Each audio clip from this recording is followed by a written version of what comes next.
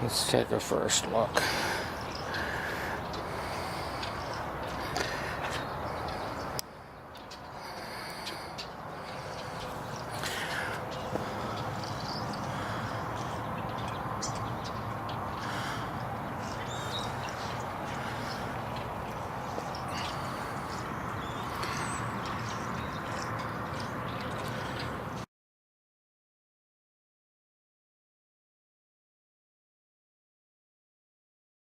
When we set out in a year ago when we were on the Spokane River, I had no idea that our lives were gonna change in this way. But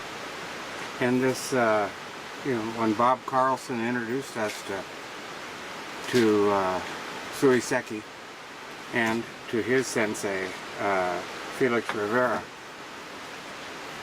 it's been a thrilling year, and here we are on those rivers of his. We're on the Trinity tonight going home. The Japanese call the collecting site the Kawa Dojo, or roughly the classroom of the riverbank.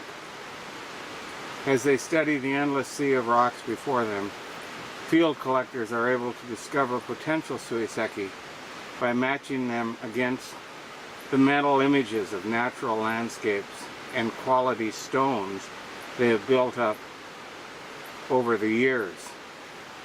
Well, we've been collecting stones all our lives, but we haven't had this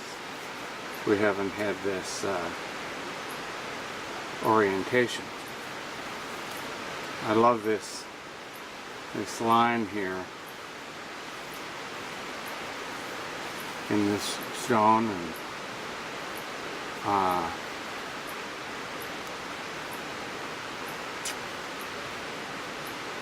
course it's a whale too. The excitement that builds as preparations are made for a collecting trip is something to be savored. Thinking about what awaits in the field is enough to make the adrenaline flow. That an object which has taken millions of years to develop into a particular shape is about to reveal itself to you, the collector, is a humbling experience. There is more than luck and preparation involved, in my opinion. The coming together of a stone and a field collector on a given day, in a given place, is akin to a spiritual experience. I would like to believe that each Suiseki in my collection is there because the stone and I have achieved a certain relationship, a certain level. The stone and I didn't just happen to find each other, to happen to each other. Whenever I spot a potential Suiseki in the field, I purposely walk away from it. Wabi-sabi, with an emphasis on how things evolve and devolve into nothingness. Art that somehow captures that process is able to connect us more closely with the natural world, and thus with our own natures. Suiseki are natural objects born from a series of geomorphological events. If not discovered by the field collector, they will eventually devolve into nothingness. Nothingness through the natural process of erosion. Suiseki, in fact, can be thought of as stones captured in the process of decay. Decay that yet make visible all the forces that went into their creation. As they devolve, the stone becomes a little darker, more obscure, and quiet.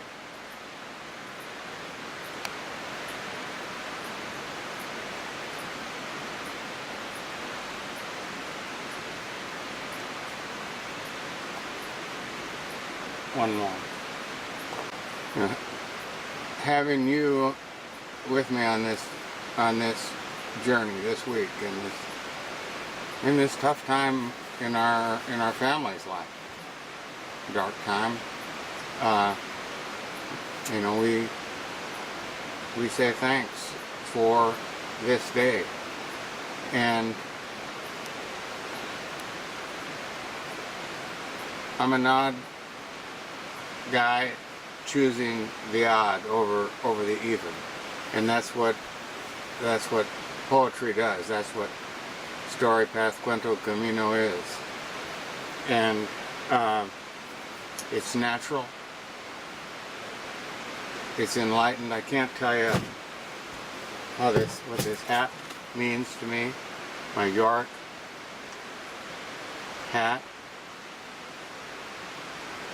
my sturgeon design, the two people who made the hat, and the fish drying sticks who led us onto the Klamath River. These rocks aren't cleaned up yet, but let's see.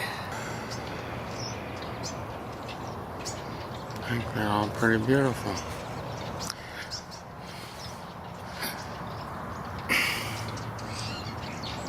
We'll have to see what we can do with them.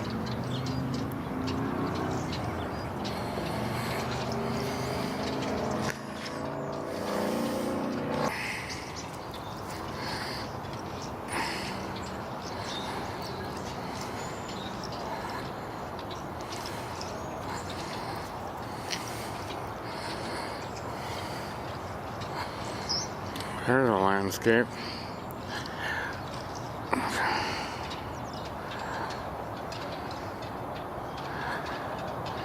The Golden Mean.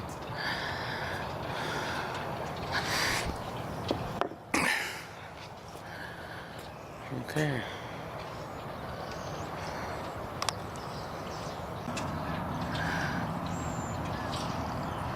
Of course I hear my teachers talking to me, asking me why I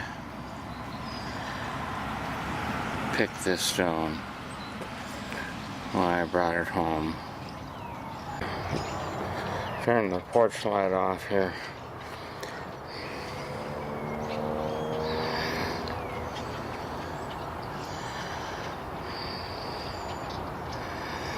Isn't that a stone? And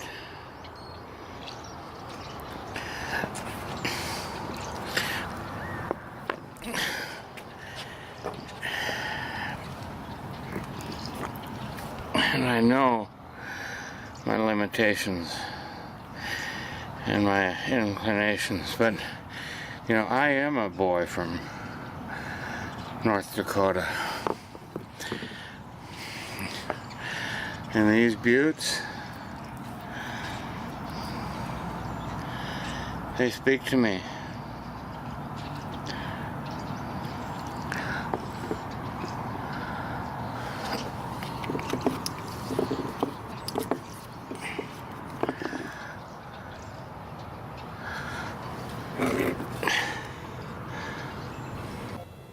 This email came in this morning from Soul Force. The headline is called "The Stones Will Cry Out."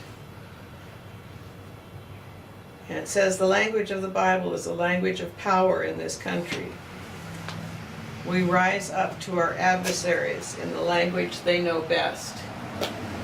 Keep reading. This was a banner made by people against the LGBTQ Methodist activists.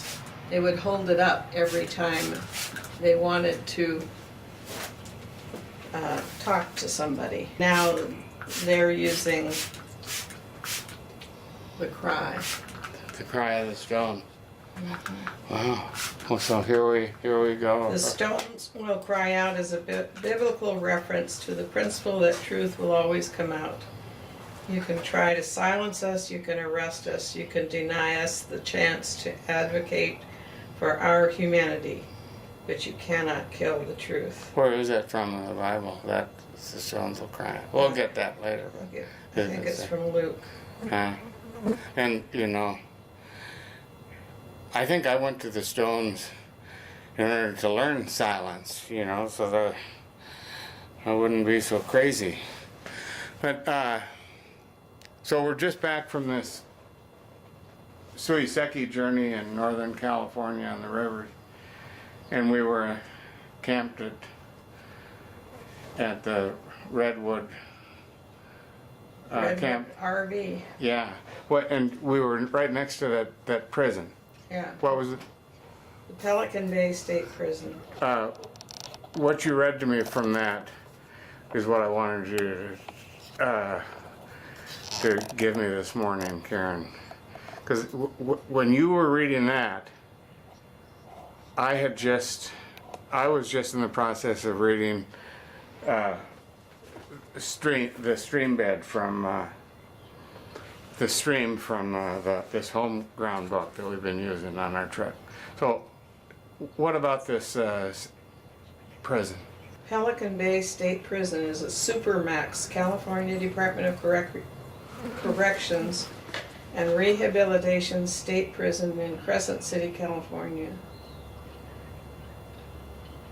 It's this is from Wikipedia.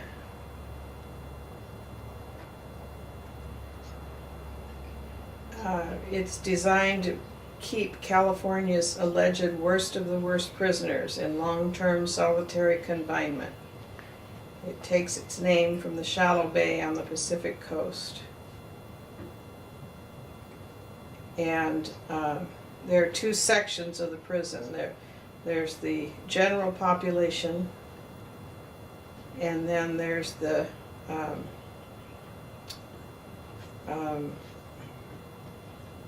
solitary confinement area. When you were telling me about this prison, I was reading Gretel Ehrlich's definition of stream. A stream is an expression of its watershed. That is, liquid is literally expressed from an ecological matrix, the green breast of earth, to form a flow confined by discernible banks. Pelican Bay, shallow place for the worst. What else have you got on that prison? They're 8 by 10 foot cells. They're made of smooth poured concrete. They have no windows. Instead, there are fluorescent lights which the inmates can control. A stream's water originates in snow, spring, and rain. At its head, it may ooze from a muddy slope. At its mouth, it spreads wide and gives itself to another body of water, a lake, a river, an ocean, or even another stream. Its velocities are various. It can flow in ribbons, braids, or as flat as a scarf.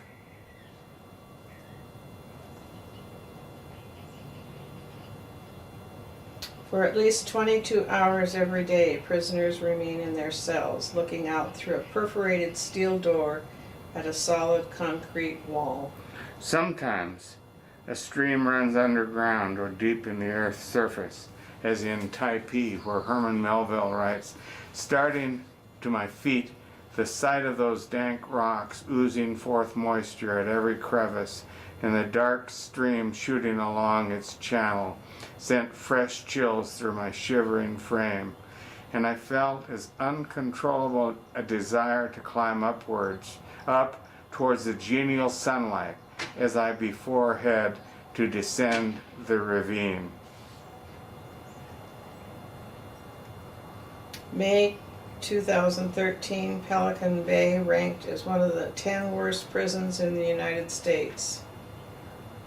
A stream can also eventually cut through rock like a blade. A stream always moves under the spell of gravity. It is a medium for transport. Silt, pollen, pine needles, and leaves float its rapids and riffles and are deposited in its bed.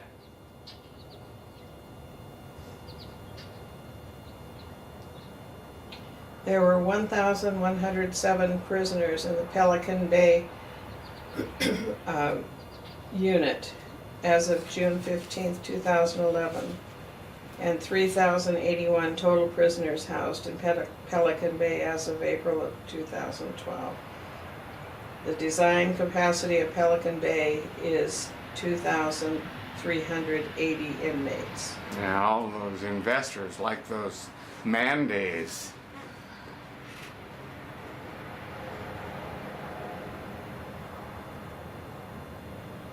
Under the water is that stream bed, all rock and roll, a home for sediment and rock and a nesting ground for fish.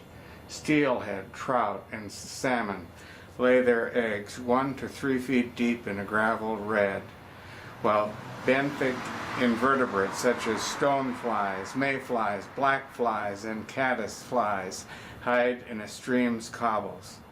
A stream is dynamic, and it receives and thus reflects the abuses that have taken place in the land. A correctional officer in a central control booth controls these doors. He can press a button and allow one prisoner at a time to go out to shower, or to his court mandated 5 hours per week of outdoor exercise. The exercise takes place in a cement yard often called the dog run, which extends the length of 3 cells and has a roof partially open to the sky. The correctional officer in the control booth is always armed. From his central vantage point in the control booth, he can shoot onto any one of the 6 pods, which contain 8 cells. Wow. And the stones cry out.